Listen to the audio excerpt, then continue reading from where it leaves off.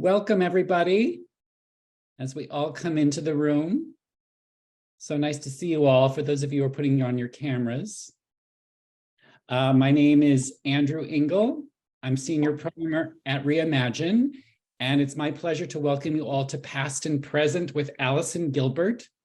Our mission at Reimagine is to help people of all backgrounds face the hard stuff, adversity, loss, mortality, and transform all of that into meaningful action and growth.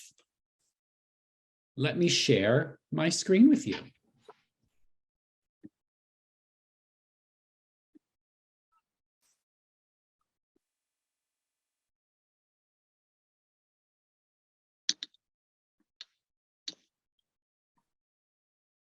There we go. I want to thank our colleagues at For Grief, which is the sponsor of the Past and Present series. Their support is so appreciated. And I know Allison is also equally grateful. And a special shout out to Christina Sirio, who always joins us on these calls. Here are it's just one Zoom tip I'm going to give you. We have the CC button at the bottom. The live transcription should be enabled if you need that. The majority of us are coming in from all across the United States, also known as Turtle Island by Native Americans and their allies. I am in Lenapehoking, which is where a large city called New York is located on occupied land. I ask you to join me in acknowledging Indigenous communities in North America, their elders, both past and present, as well as future generations. And I'm stating all of this because it's a step to continue the process of dismantling the ongoing legacies of colonial settlers and white supremacy. We're interested in knowing where all of you are zooming in from, so please put that in the chat. And there's a very helpful map. It's called native-land.ca, and you can check out where you're located and the locations of Indigenous people, past, present, and future. Please put on your calendars our next Past and Present. It's December 15th, and our guest is Carolyn Levitt. She is a best-selling novelist and co-founder of A Mighty Blaze, an organization that connects readers and writers.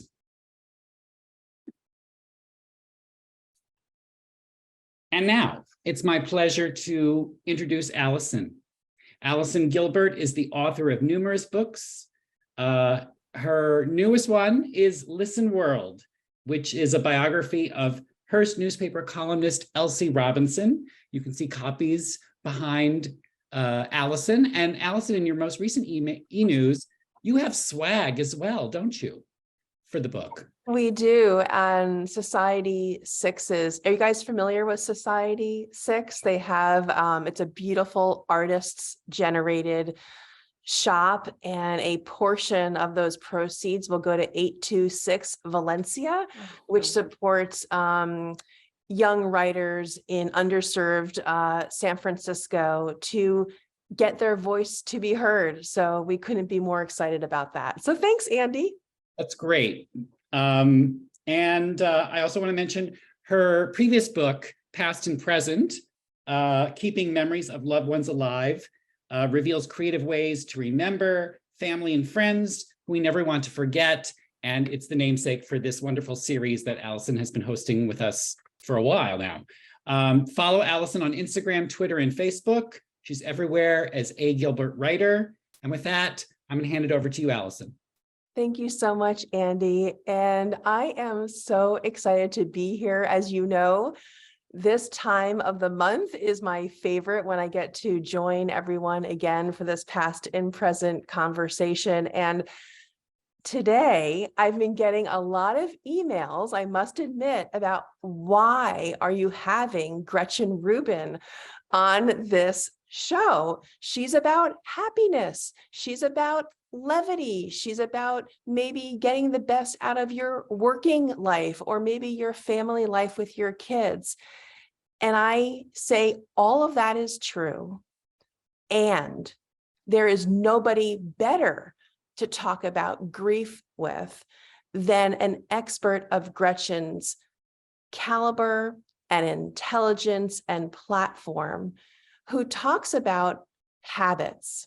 And we're going to talk about our senses too, because that's the subject of Gretchen's next book. But if we can learn from Gretchen about how the happiest people are happy, or how we can reframe our present situation to begin the steps forward after we have suffered loss, then Gretchen, I say, is the perfect guest. And so with that, and before I go into all your accolades, welcome Gretchen Rubin. Oh, thanks so much for having me, Allison. I'm so looking forward to this conversation. So I have, I must admit, an entire Gretchen Rubin section of my bookshelves behind me. And the two of them that I want to point out today, in no particular order, is Better Than Before, which is a great book, of course, about habits, which we're going to be talking about. And the other one, because we're talking about relationships at home, is Happier at Home. But you guys might have first started really paying attention to Gretchen's voice with the Happiness Project. And so before we get into anything meaty about grief, I'm curious, Gretchen, from your perspective, now that you have a podcast and a very popular newsletter, and people are really listening to you as this expert on happiness and habits, where do you feel the connection is? What's that sweet spot for what we can do when we're feeling the lowest? How do we get to that part where we can kind of turn and pivot? Well, that's a really great question, because I think that sometimes people think that because I study happiness, like my aim or what I think is kind of a good life is somebody who's 10 on the 1 to 10 scale 24/7. And that's not realistic. And that wouldn't even be a good life. I mean, there are times when we feel grief, we feel loss, we feel regret, remorse, guilt, all these kinds of emotions. And it's very appropriate that we do.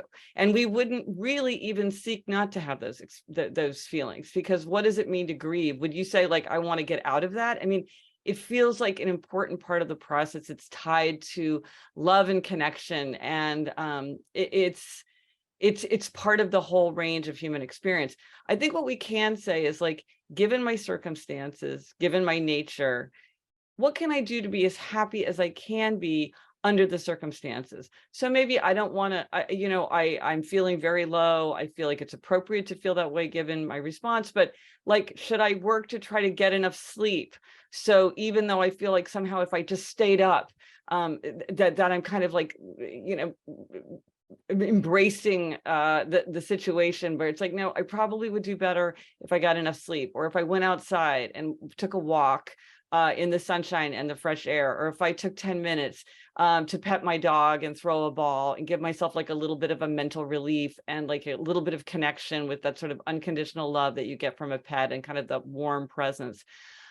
Because I think a lot of times we can really help ourselves deal with these difficult times by doing what we can do to just sort of take care of ourselves.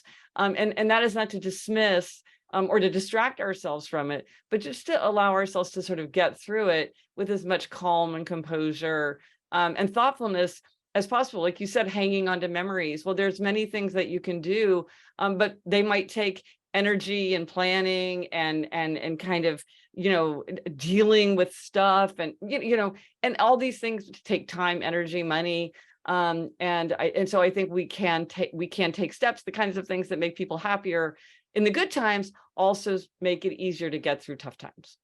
I want to highlight a thread that I see already in what you're talking about, and tell me if you think I am correct in hearing what I think I've heard you say, which is that many tips, many strategies are reliant on your own sense of agency, of being proactive and not just being a recipient of support, but doing on your own. And that's where the habits come in. And so I'm just wondering if I'm hearing you correctly, that you really you need to have some sort of skin in the game to kind of get where you want to go. I think that's absolutely right. And there's sort of a couple of things that are important about that. One is we can't control everything, but some things we can control, or some things we can sort of steer. And so, and we feel better when we do feel more in control. And so trying to kind of control the little things that you can control might make you feel just more in control generally. And if that's an illusion, it's a helpful illusion. And definitely there are things that we can address. And they're not going to fix everything, but they might help us get through it in a meaningful way. I want to pause on that thought because I think I leapfrogged to the meat of our conversation before I think I was so excited to start talking to you, Gretchen, that I forgot to tell folks who are listening right now a few things.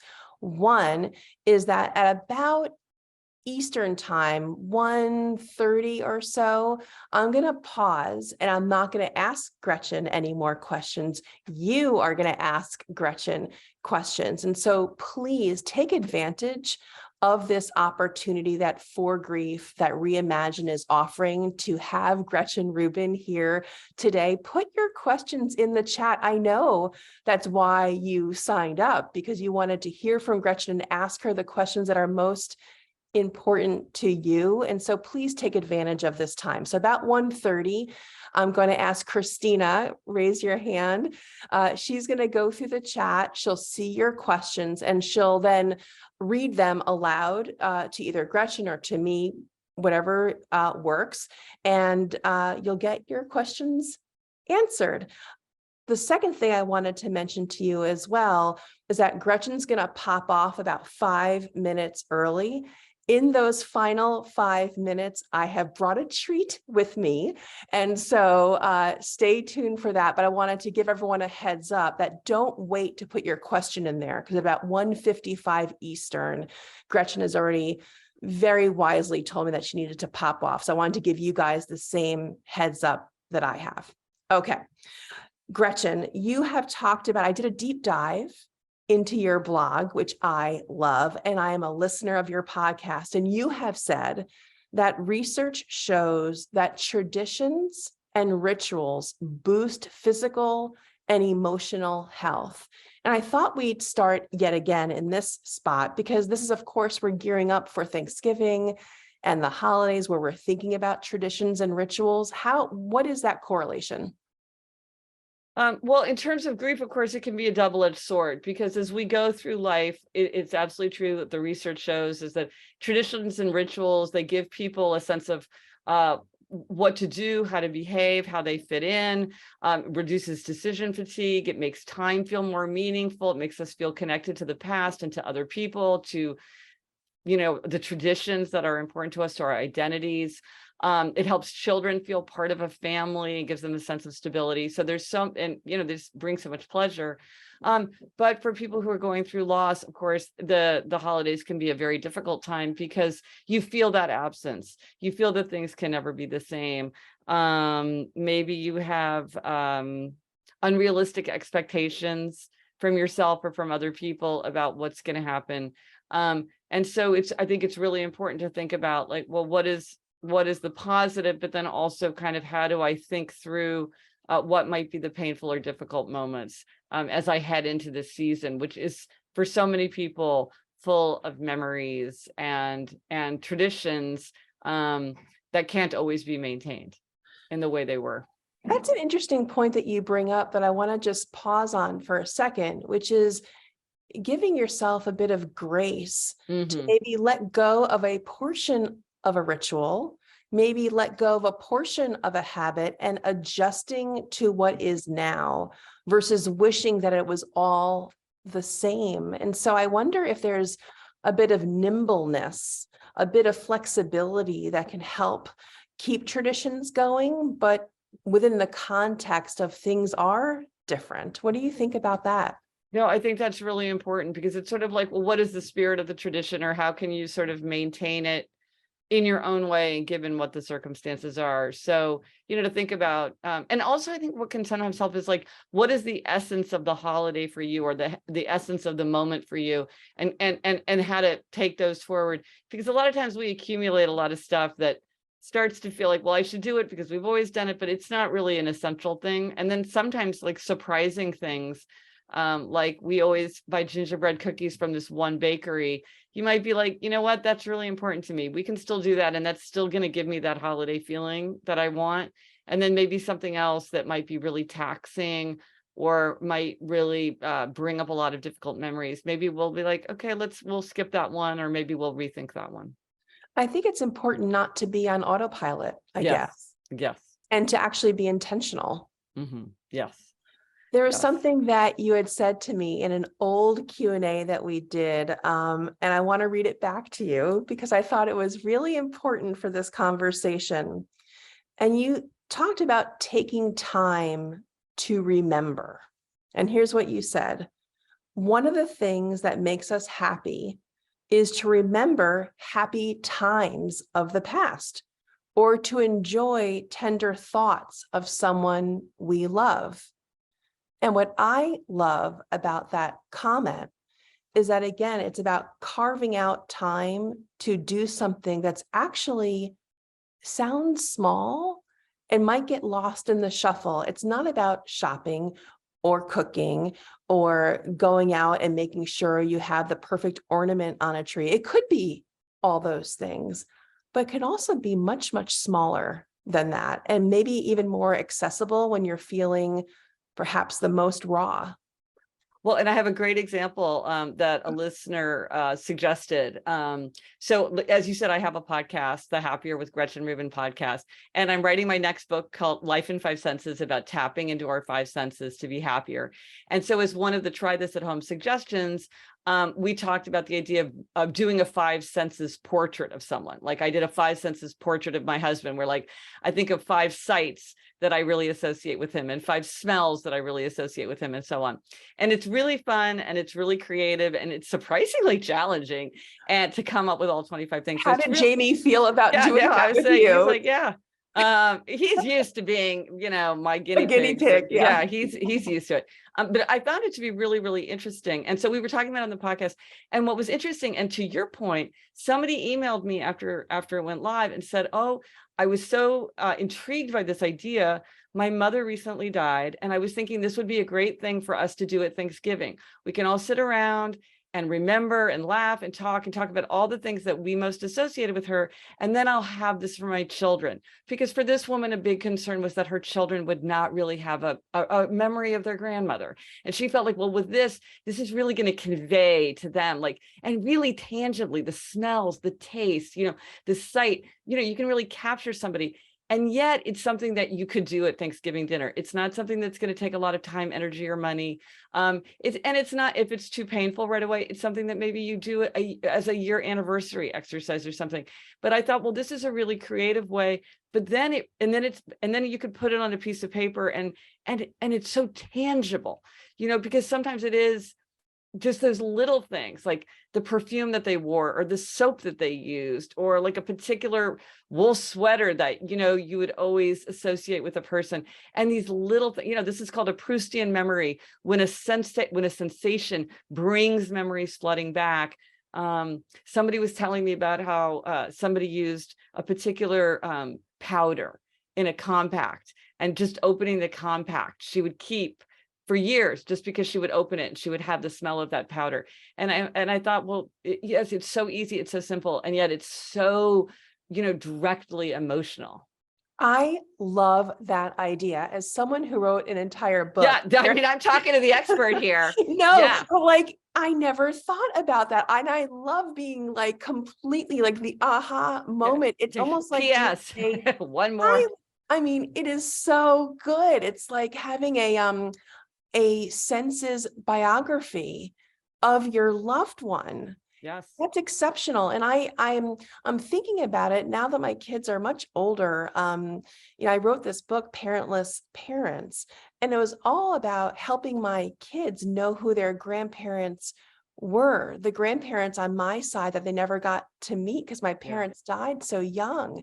And I feel like this could have been a part of those exercises, but in age-appropriate ways. Like you could play with this idea, Gretchen, over time as your kids or your grandkids or your nieces or nephews are at different ages and stages. Yes, no, absolutely. It can kind of grow with you. Yeah. Oh my God, that's brilliant. Oh, Christina, you put the episode The Gretchen. Oh, Oh, good. The thank podcast you. is great. You can all listen to the podcast. And Thank we you. don't talk about in that because that was an idea listener sent later, but that will give you that's where we talk Oh, about good. doing the 5 Okay, portrait. Yeah, okay. but I just loved where the listener took that. Yeah. I love it. I love it. All right. So you also talk about taking a moment to appreciate. This is kind of bordering on gratitude. When I went back to that Q&A that I did for my blog, this is another one that you said. This is about Christmas. Tell me if you remember this. You said, Christmas is a very big deal in my family, and my Christmas is happier when I take a moment to appreciate my grandmother's, tell me if you remember where I'm going, her old Mr. and Mrs. Claus salt and pepper shakers. Do you remember this? Oh yeah. Such small items, but they bring a lot back. Yes. The part of this that I love, one, it's about heirlooms that are not particularly heirloomy in cost, but heirloomy in sentimentality. But it's that bit about appreciation and about pausing, about reflecting, and like taking a moment to take it all in. And I'm wondering what you think of that now, hearing it so many months, probably years later after telling me that. Oh yeah, years later. No, I think that's really important because it's interesting because, and this is tied to ideas of like clutter and like what should we keep and what should we get rid of, which is, kind of in the background of these kinds of conversations. And some people are sort of like, well, you should get rid of everything. You should just be minimalist. And I just think that's not realistic. That's not human nature. We do embody our memories of the people that we love in things, and we use our things to remind us of the people and places and activities that we love in our own history. And They're to project, tethers. They're yeah, tethers. yeah, they are. They are. And it's like, no, you don't need that thing. I don't need those salt and pepper shakers to remember my grandmother, but I love having them.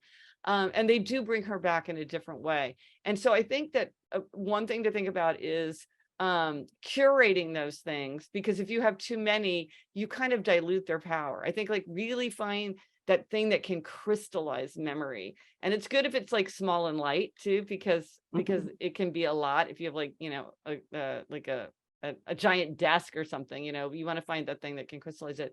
But then you really do have to take the time to remember what it stands for you and to appreciate it, and not to allow it to just become kind of part of the background wallpaper of your life.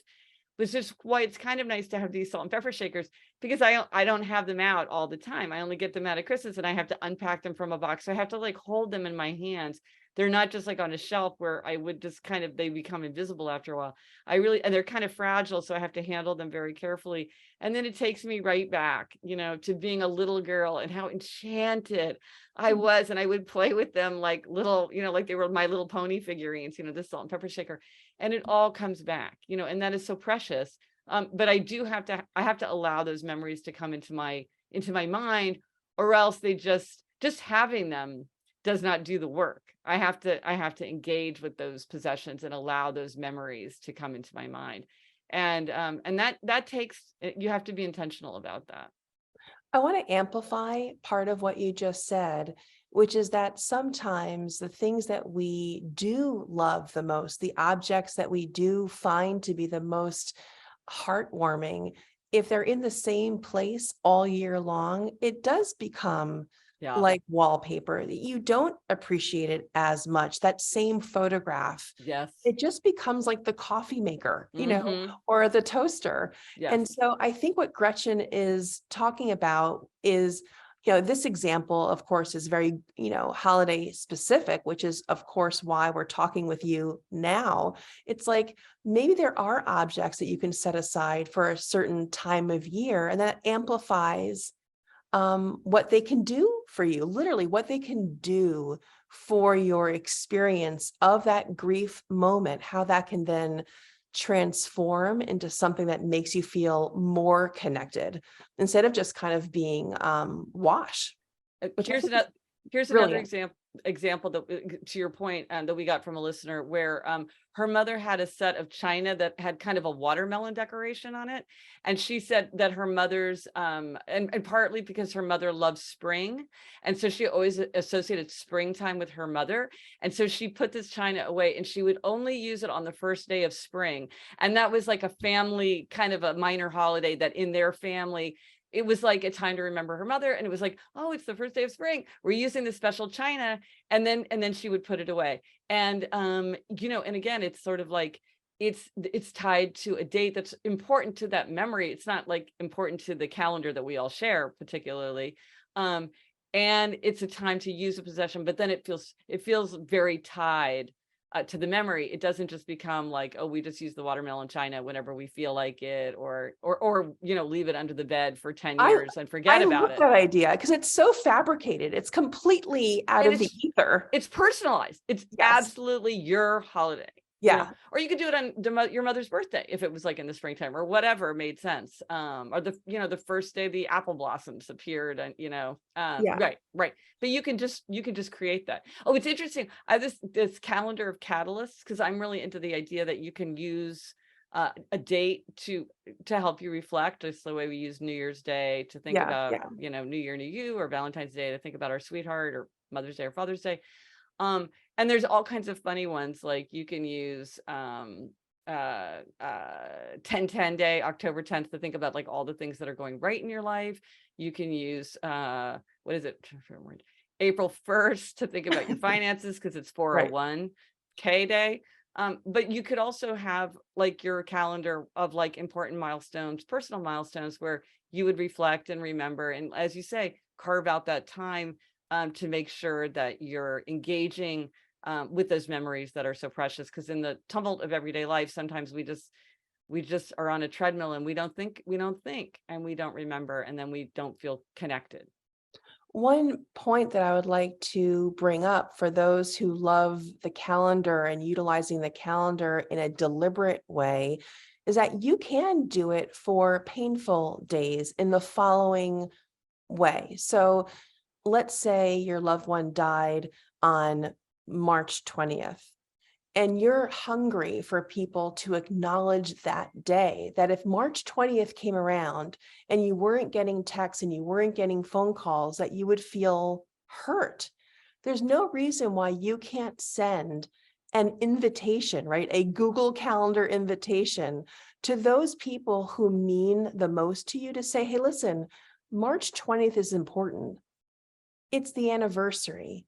Please reach out to me, and literally send an invitation Such a great in whatever idea. way you want to. So then you're not disappointed or sad or resentful of people who are not reaching out to you. Again, it's that proactivity piece to identify those dates where you anticipate needing support and telling people what those dates are, and not making them remember themselves, or not making them like people don't remember as much as we would like them to. And so another way of taking ownership of the calendar, I think, is important. Before it's 1:28 here in New York, and before I turn it over to your questions, a reminder to populate the chat with your questions for Gretchen as I get to one of my final questions for her, but then I want you to get your questions answered. So the last thing I wanted to talk to you about before I hand it over to everyone that is here is a pivot a little bit to journaling. We've talked about it a little bit before in this past and present series. We're going to dig into writing even more in December with Caroline Levitt, who's coming on to really talk about writing and having that could be a tool for handling and managing loss and grief. But you have two journals that I wanted to talk about that I think is really pertinent to this conversation. And tell me if I'm getting the names wrong. One is called the Embracing Change Journal, and the other one is called Building Connections, the Building Connections Journal. Help us through those, and maybe through the lens of this conversation, how could we use those journals? And so the overarching theme of those journals, and then I have another one too, is to know yourself better. So it's, know yourself better, and embracing change or building connections. Exactly. And the idea is that, each of us has to figure out our own way. There is no magic one size fits all solution. We each have different experiences and different habits, different natures, different interests, different values. And you might think, well, it's just very easy to know myself because I just hang out with myself all day. But in fact, it's very hard to know ourselves. Sometimes we don't understand it's just hard to look directly in the mirror. I find, and I think a lot of people find the same thing. So what these journals are aimed to do is to give you thought-provoking questions that you would respond to that help you kind of identify things that might clarify something important about yourself, or maybe shine a spotlight on something that you have overlooked. And so if you know yourself better, you can connect better with others, or kind of embrace change more. And because sometimes we embrace change, we seek a change, and then sometimes we're not seeking a change, but we still have to deal with it. And so, and I'm sure you're going to talk about all this research. You probably have already talked about it, and then talk about it next time, which is that research really does show that when people take time to kind of write through their challenges, that it really helps. It helps us sort of see cause and effect. It helps us see patterns. It helps us find order in what can sometimes feel like our chaotic environment. Often by writing things down, then we can reflect on it more easily later. There's just something about, getting your thoughts on the page that for many people is very clarifying. And I should mention, I have even another journal that's a 1 sentence a day journal, because for some people, it's like they really have this impulse to keep a journal, but it feels overwhelming to them, which is another reason why to have a question to respond to, because that's gives you a focus. But then also 1 sentence a day, you can write 1 sentence and that's it. And yet that's often enough to give us the feeling of sort of memorializing an experience or memories as we go through them. I think the power for journaling for many people, and I wonder if you agree, is that it stops the rumination. Yes. And if you feel that grief has pushed you to a place where you're keeping that same cycle of sadness, of not being able to move forward in the way that you would hope, this can help flip that thinking process. Do you agree with that? Absolutely. And one time that it's often even particularly useful is night thoughts. Many people wake up in the middle of the night and they cannot go back to sleep because they just, like you said, the rumination, the circling thoughts, the building feelings, and then you're exhausted and you're at the edge, and then but just these feelings, these thoughts feel relentless. And again, what research shows is that the brain is trying to hold on to something important, and by memorializing it, you allow the brain to let it go, because the brain is like, okay, this is not going to get forgotten, this is not going to get lost or overlooked, because there's a record of it. I've even heard of people having, I guess there are special pens that you can buy. Somebody told me about, I have not seen it, where it's a pen that has like a special amber light, so that if you want to write out your thoughts in the middle of the night, you don't have to turn on the light and wake yourself up with the brightness. And you can see what you're writing. And so, you could, get up, get into a chair. Instead of having the scratches that you can't read in the morning. Right. How many times have I done that? Yeah. Or I write down one word. It's like, okay, why? Yeah. But and then by doing that, exactly as you say, it interrupts that rumination that can feel so draining.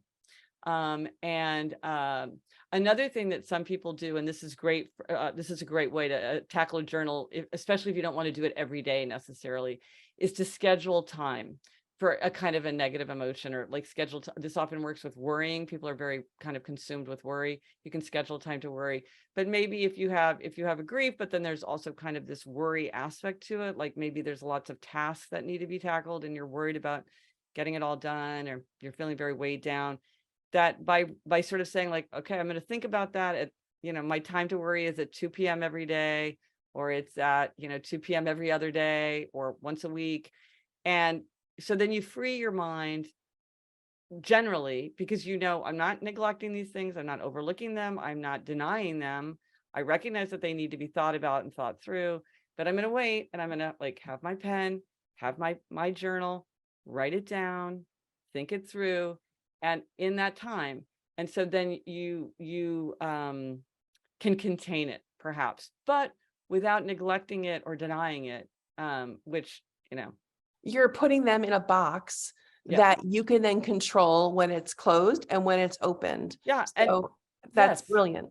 Yeah, a great analogy. Yes. That's brilliant. That's brilliant. Okay. So 1:35 Eastern, I have promised to turn it over to Christina for the Q&A. And again, we have Gretchen until 5 minutes of the hour. So do not delay. Put your questions in the chat while we have her. But don't leave. At those last 5 minutes, I have a special treat that I have brought with me. So Christina, go ahead. Sure. So the first question is from a listener who is spending this is the first year without her dad, and she's worried about doing the rituals that normally brought her joy. She's wondering if she should tough it out or not participate this year. And she wrote, I'm torn between regretting not decorating and watching our favorite movies and just not having the energy this year. Do you want to take this one, Gretchen? This is so hard. What do you think, Allison? Yeah, I can give my thoughts. I believe this is going to sound like a cop-out, but it is completely genuine. It is what makes you feel good now. So you may decide while you're thinking about this that it feels one way. So you go down that path. Let's say you've chosen to move forward with this plan and to do the things that you used to do. That could be your plan today. And then as you do that, a day in, a week in, even a few hours in, you will get a sense, if you give yourself permission to do like a scan of how you're feeling, if it's feeling good or if it's not feeling quite right. And the most important thing to do is to listen to how you feel, because there is no mandate that you move forward. So if you begin, that doesn't mean you have to end. It doesn't mean there's a completion badge. I know, Gretchen, you love, little rewards and stickers. It doesn't mean you get a reward for completion. You can literally take a step back and say, you know what? I may try again next year, but I'm not working now. Right. I think that's a really important thing to say is like, I'm not deciding this forever. I'm not letting go of this forever, but for this year, Yeah. I'm not going to do it. And maybe I'll do something completely different. Just something that's so different that it's not an apple. It's not comparing two apples, but that's not meaning that I'm not going to re-engage. Yes. Yes. Thank you. All right, Christina, go ahead. We have a few questions that I'm going to mold together. So a few listeners experienced tragedies during Christmas time, and their experience of seeing other people around them with holiday music and decorating brings back those triggering memories. So they're wondering how to handle that time where everyone around them is celebrating.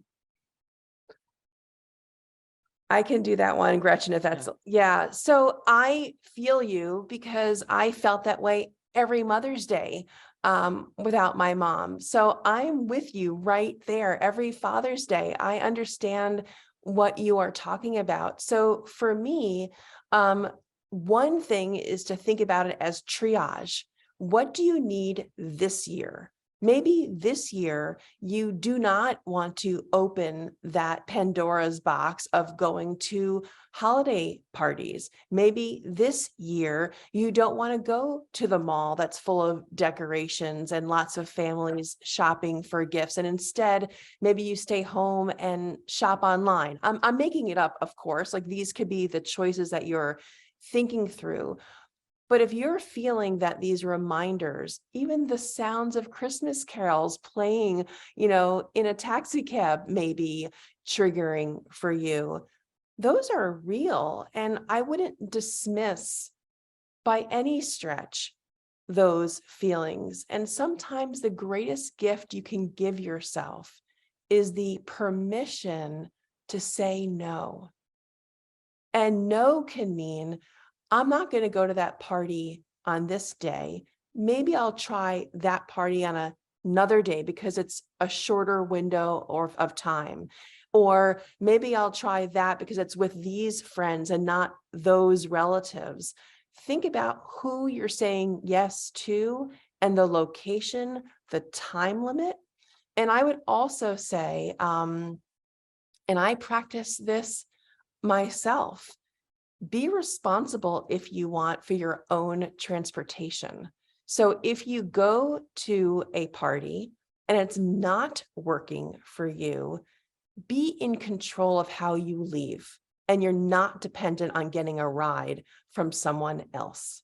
So if you need to do an early departure, you don't have to convince somebody else to leave with you. You don't have to get through that dynamic. You can just be in charge of your own calendar, your own destiny, and that gives you the out that you might need. Well, another thing I would add to that, because it pervades what you're saying, is to really try to think in advance of, I mean, you might be all too aware of how you're feeling, but it also might be that there would be situations that would take you unawares. So maybe you want to start at the beginning of the holiday and think like, what are the things that might be good? Like going to that Christmas party with my friends would be fine. And then other things would not be. And to really think it through rather than kind of responding in the moment where like maybe you're like, oh, I didn't think about it, so I didn't get my own ride, but now that I'm here, I really wish I could just like give everybody a quick goodbye and go home quietly. And so I think that thinking it through, back to this idea of like control what you can control, it might be difficult to sort of put yourself through all the paces that you're going to go through. It might be painful, but it might make it easier in the long run if you've sort of mapped out in your own mind what might be the harder parts and what might be the parts that wouldn't be as hard this time. I think there might be also value. I don't know, Gretchen, what do you think about this idea? If you're actually very upfront with the host prior to your arrival and say, hey, listen, I'm going to try to pop by. I may stay for 10 minutes. Yes. That's maybe all I can handle, but please don't take offense if I leave. It has nothing to do with the amazing party that you are throwing. If you set the expectation, Yes. or at least put it out there before you go, maybe that takes some of the pressure away that you're not feeling guilty for leaving. Yes. No, I think that's absolutely true. I wonder if sometimes though, it's almost like the feeling like all this festivity is going on. How is it possible that the world is like doing all this stuff? And yet I'm feeling this tremendous loss. It's very difficult when you have this close association with all this business going on in the world, and it's hard to turn it off. It's hard. You're like, I can't even go to the grocery store, or it is hard. Well, to acknowledge the otherness, I think, is really important, and to know that, of course, you feel other. Yes. Things are different this year, and to protect yourself in these ways might be really helpful. It's like putting on your holiday armor in some ways. Yeah. All right, Christina, thank you. Okay, the next one is, my close friend lost her husband of 20 years. What can I do to support her during the holidays? I don't want to make things worse by bringing him up. I have an immediate gut reaction to that. Ooh, what is it? You will never remind anyone of their losses by bringing up their loved one. They know they've lost their loved one. I think that people who lose someone after any amount of time, 5 years, 10 years, 20 years, they don't need you to remind them of that death. They know of the vacuum. So the reality is that we don't like to admit is that if we don't bring up their loved one, it's almost as if they're suffering a secondary loss, because they could be recipients of your friendship. They could be recipients of what you have to say, but you're denying your friend that level of comfort. And so I say, there's nothing that you can do that would be worse than what they've already suffered. they've already lost the person that they miss most. So what you bring is better than that in whatever way that you are capable of showing up. One idea before I toss it over to Gretchen for her thoughts is that after my uncle passed away, he was a glorious musician, and he put together when he was ill his favorite songs, whether or not they were show tunes or jazz standards, like whatever were his favorite pieces of music. And so we created a playlist of those songs, and that's what we distributed around the family for the holidays. It was a playlist of Uncle Richie's favorite songs. So you can do it through the sense of hearing. There you go. Yeah, I mean, just maybe talk to your friend very openly and say, I'm thinking of you. I want to support you. How can I do that? And let them come back, because you can imagine all different kinds of answers to that. And you don't have to guess. You can ask out of love and concern and talk to them about it. Well, it's funny that you're talking about like talking, listening, it's your senses. Your book that's coming out in April is called, tell me if I'm wrong, Life in 5 Senses, How Exploring the Senses Got Me Out of My Head and Into the World. And I'm wondering, we're talking about listening, we're talking about, hearing what a friend may or may not need. And I'm wondering, I talked about music. So I'm thinking about other senses and how that could be useful to someone who's grieving. Obviously, there's music. I'm thinking about taste too, and foods. Maybe there's a favorite food that you could make for someone. I'm just trying to think. I think using the 5 senses is brilliant, and how to evoke a memory like that, I think would be really smart. Yeah. I love that. Yeah. And even something like a light, really soft blanket, like people are very comforted by like soft, warm things, or, a lot of people like weighted blankets, like things that are very comforting. So sometimes if you're at a loss at sort of how to reach out, it can kind of spark your imagination with possibilities. If you think about, well, how would I do this through the 5 senses? Just like the playlist. It's like that, that might not have occurred to someone right away, except that he loved music so much. And then you're like, but then there might be many people where you're like, oh, actually, like if I was going to do a playlist of my father, I right now could tell you his 10 favorite songs. And I never thought of doing that. But again, it's sort of the 5 senses portrait, or, conveying what someone means to us through the sensations that we shared or that we know that they love. Like maybe you're like, do you want to, maybe we'll make barbecue, because I always remember how much your husband loved barbecue, and like he was the master barbecue guy. Like, let's do it. All right, here's the meta Gretchen moment. You can create a habit for happiness that relies on the 5 senses to help folks remember and honor and celebrate their loved ones. And I think that is a meta Gretchen moment. I mean, right? You can literally create a habit out of helping people, but if you do it through the lens of the 5 senses, that could be transformative in not only that person's life that you're helping, but perhaps in how you view the world too. Yes, absolutely. Absolutely. All right, Christina, we have time for just a couple more questions. Okay, my grief support encourages journaling, but I'm so intimidated to get started and embarrassed someone will find it and read it. Oh, do you have a lock on your journals, Gretchen? No, I do not. I think I'm safe that I don't think anybody in my house would care enough to read my super bad handwriting. Well, one thing is, for the feeling of intimidation, I would say that's kind of like why these Know Yourself Better journals or the 1 sentence journal, they're meant to sort of either give you direction or keep it so limited that you don't feel overwhelmed by it. Because I think that 1 sentence. Yeah, you just write 1 sentence, but you know what you find is that 1 sentence is enough to like, you feel like you've captured something. And when you look back, it really, like, 1 sentence brings back a lot of memories. And sometimes people keep general 1 sentence journals, but then sometimes they have very specific things. Like you might want to just journal about this very one specific aspect of your life, or this 1 year, and you're just like, I'm just going to keep it for this year, or maybe there's a project related to it that you're working on that you want to track.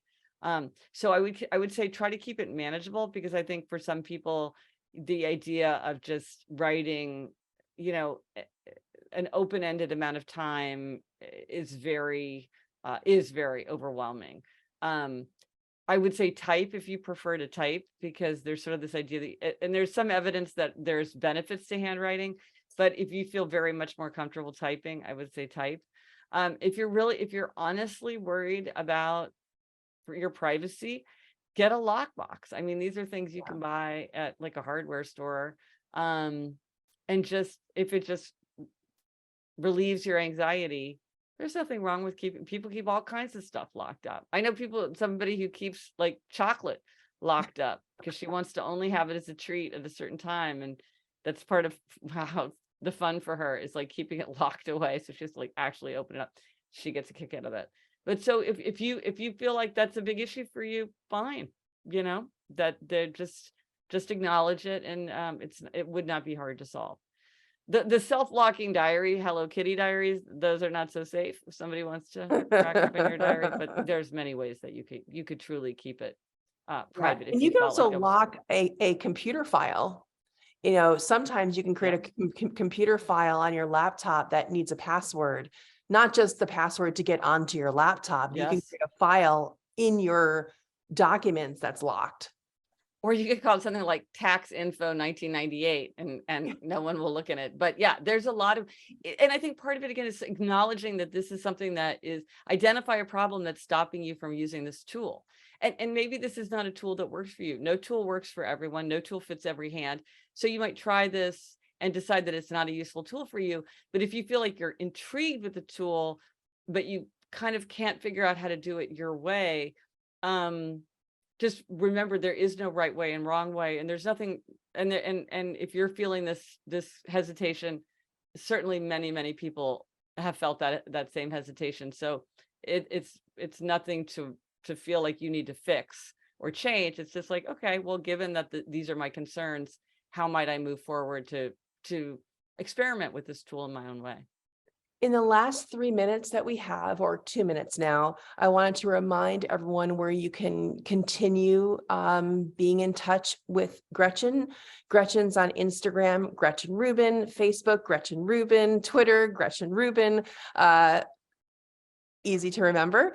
Gretchen has a fabulous newsletter. Please sign up for her newsletter. There's also, we have talked about her podcast, Happier, is amazing. I love it. I also love the one that you do with your sister, which is just a total joy. So thank you for that. I also want to talk about your new book coming out in April, which is Life in 5 Senses. We've been talking about that, how exploring the senses got me out of my head and into the world. And Gretchen, I am thrilled. I am honored. I am so happy that we got to share your wisdom with this community today. So thank you so much. Well, thank you for having me. I think you do so much good work in the world, Allison. I'm so happy to have the chance to talk to everyone today. Well, I'm going to let you go, but everyone stay tuned. I did promise you a little treat, and Gretchen, thanks again. Bye-bye. Bye. All right. So thank you guys for sticking around. So, as I'm sure many of you know, I have this wonderful relationship now with a writer named Elsie Robinson from 100 years ago. And she wrote a poem called I Build Happiness. And it has a lot to do with what we've been talking about today on this call. So I wanted to read to you a portion of this because it comes out of experience that she had of tremendous grief and loss, and what she had to say about moving forward. I'm not going to read the whole thing, but just the best parts. You are not happy, you say. You wonder if you will ever be happy again. I don't know. I can only tell you something that I have discovered. about happiness. Perhaps that will help. I have learned to build my happiness, collecting it bit by bit. Once I did not need to do this. Once happiness came to me without effort or plan, as naturally as the sunrise, the song of the bird, the sweep of the glittering tide. I'm going to skip forward. But here is what I've learned. I paraphrase that part to make the transition. Here we go. Happiness must be planned for, fought for, achieved. I learned to build happiness. I no longer waited for happiness to happen. I made it happen. I realized I had to be happy. I decided to be happy. I decided to find happiness, and I began looking for it. I began looking for it in every common incident of my life. I took joy wherever I found it, in trifling experiences, in fleeting moods, in brief glimpses.